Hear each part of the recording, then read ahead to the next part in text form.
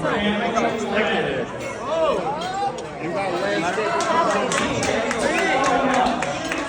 Coming out here tonight to celebrate the greatest band I know in my life. Faja or Michael Martone.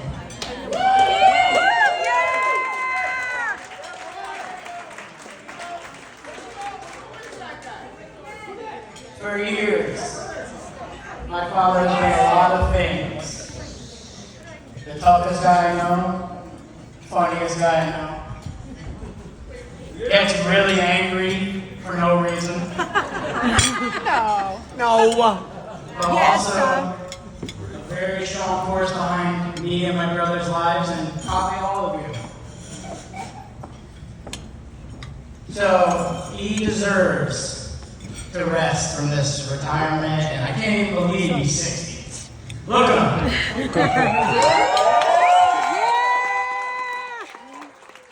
Cheers to that. But all pleasantries aside, let's talk a little more about the baldness. He had hair when we was at school. Yeah, a little hair.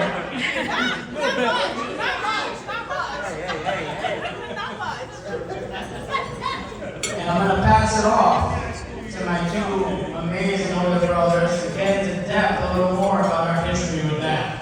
But I'd like to say, you're the man, Dad, my idol, best friend, and there's some funny stuff to come along.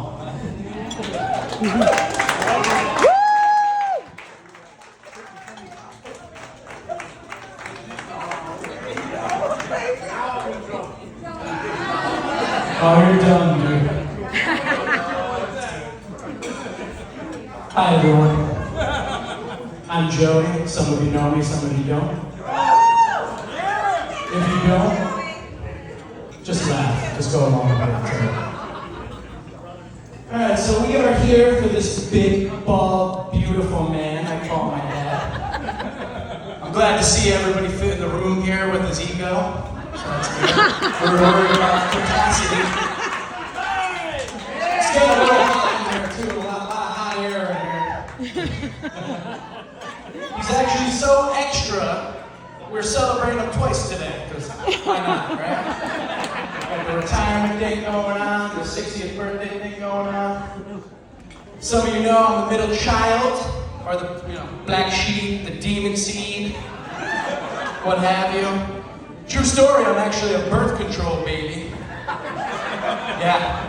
My dad was 420 pounds, would sweat when he ate, had Coke bottle glasses and a receding hairline when I was conceived, which should have acted like birth control for any non-intoxicated woman.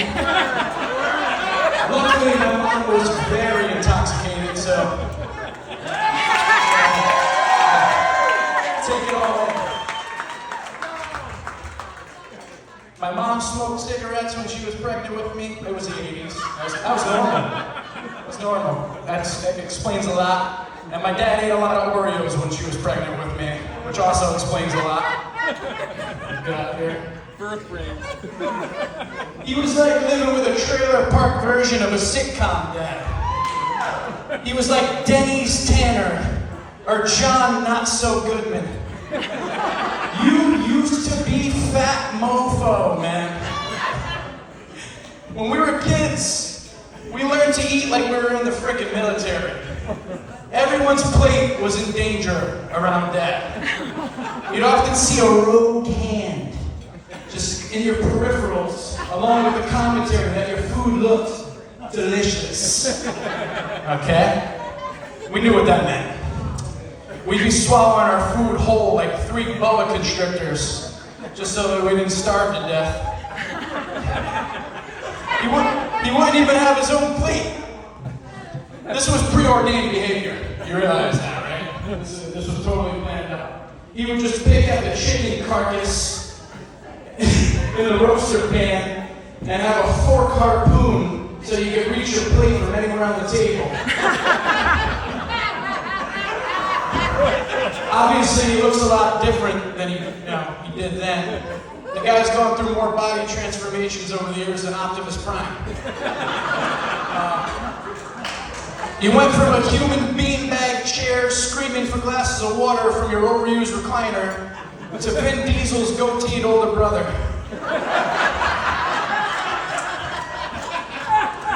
He went from an obese John Wayne Gacy to geriatric Mr. Clean.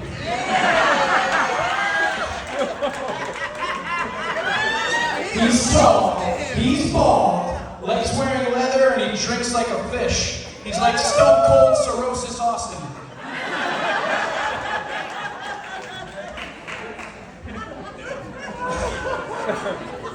When I was a kid, my dad used to work at Schiavone's metal yard. I don't know if some of you guys might know it. Which would explain why we were so poor and why his feet looked like they were straight off a T-1000 from Terminator. He's so old and his feet are so hideous, he was the inspiration for closed-toed shoes. He instilled a strong work ethic in all of us while simultaneously breaking every child labor law in Calcutta and disregarded every OSHA regulation there is, like a boss.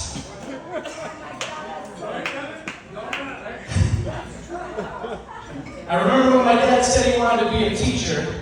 I'm surprised I remember that, and I haven't smoked that memory away. But being a son for over a decade, I wondered what exactly he thought he had to offer the youth of America. The audacity. He turned out to be a pretty fantastic teacher.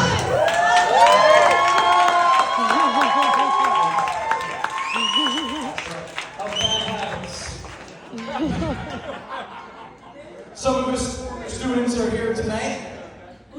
Most of them had better places to be. Some are in prison, and all are probably still not understanding math in any shape.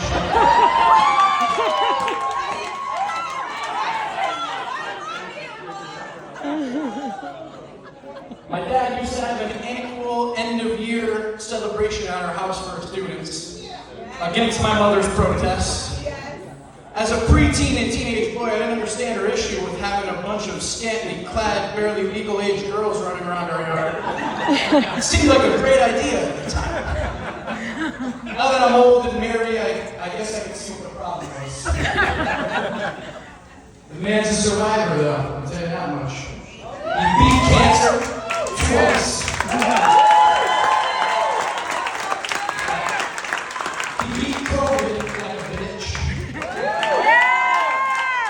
He survived the Great Flood and the Black Plague and whatever horrible medieval disease that made his feet look like that. If there's ever a nuclear holocaust, it'll be a bunch of cockroaches and my dad.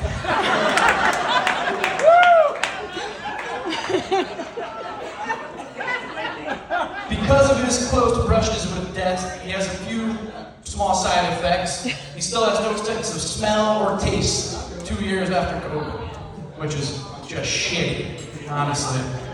So if you need someone to try your terrible cooking or are looking for a safe person to fart next to tonight, he's your guy.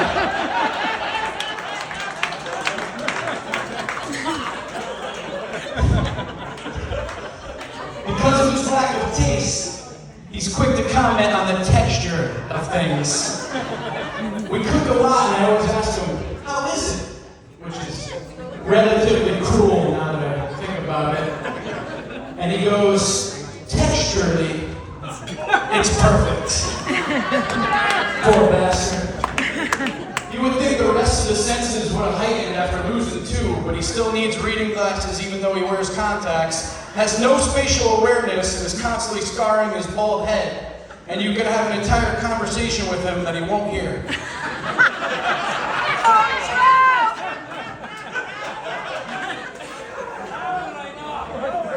That's hysterical. My dad's good friend Joe Cambino made the trip up to Florida today. I know you wanted to get in on this roast, Joe, but we don't have time. We're pressed for time, so I'll do it for you. Okay. When I first met Mike, he thought a field song was a type of tune. I said, nah, it's a circular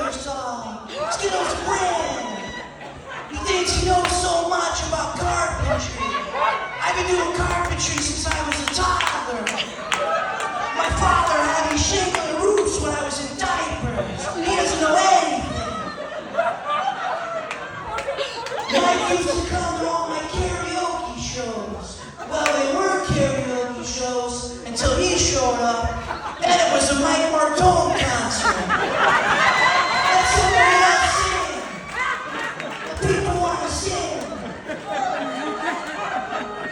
Thanks, Joe. That was special.